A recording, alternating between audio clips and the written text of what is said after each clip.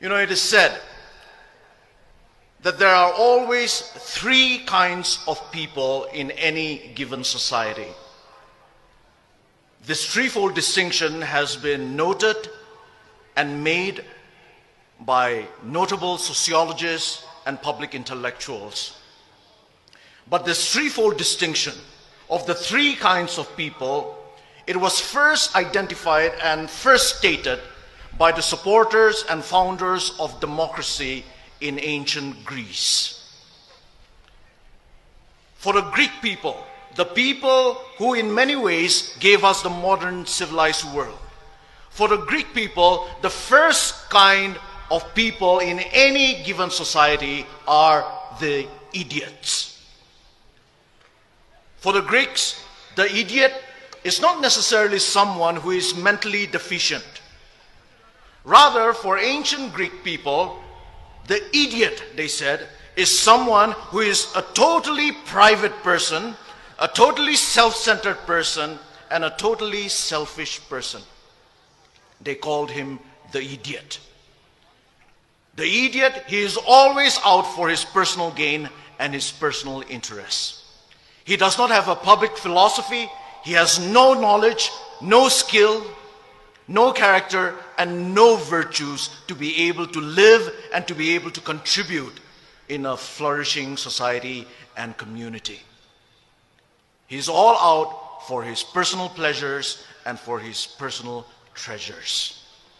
And the Greeks said that the idiot was just an upgraded barbarian.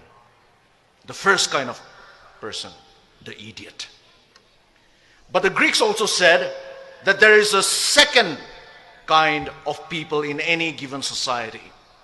And the Greeks called these people the tribes people. When we say tribes people, we don't necessarily mean the fact of belonging to a certain tribe, which is a good thing. But when they use the word tribes people, the Greeks meant a tribal and a tribalistic mentality. And the Greeks said that tribes people are those people who are not able to think beyond their small tribe or their small groups. For tribes people, their primary allegiance, their only allegiance, and their ultimate allegiance is to their tribe. Their tribe is their God, and their religion is tribalism. And tribes people, the Greeks said, are always afraid of things that are different, that are a little alien to them. They are always suspicious and fearful. And they always dealt with different people and difficult situations with intimidation, with force, and with violence. And the Greeks also said that the ideal person for tribes people is the warrior, because tribes people are a war-making people. Their ideal is the warrior.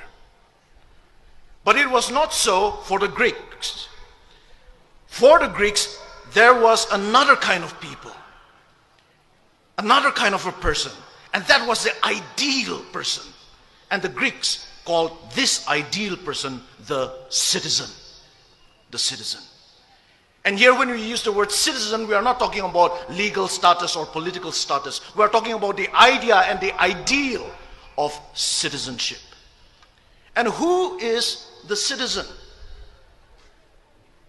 The citizen, according to the Greeks, is someone who has the skills and the knowledge to live a public life, who is able to live a life of civility. The citizen recognizes that he or she is a member of a commonwealth and thus strives for the common good.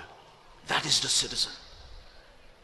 The citizen, yes, he or she knows his or her rights in a society. But he or she also knows his or her responsibilities to society. The citizen can fight for his rights, but always with an awareness of and with a respect for the rights and interests of others, of their neighbors. of the smallest of minorities, and of the worst of their enemies. And it is citizens, the Greeks said, that make up a civilized society. Because citizens settle their differences with civility. So they produce a civilized society. A society that truly lives up to the meaning of the name society. Society literally means friendship and friendliness. That is the threefold distinction that the Greeks have given us. That is the choice that each and every individual, wherever he or she may be, has to make in a society.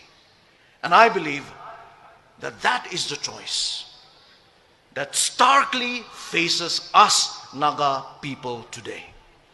Will we be idiots, living only for ourselves? Will we be tribalistic,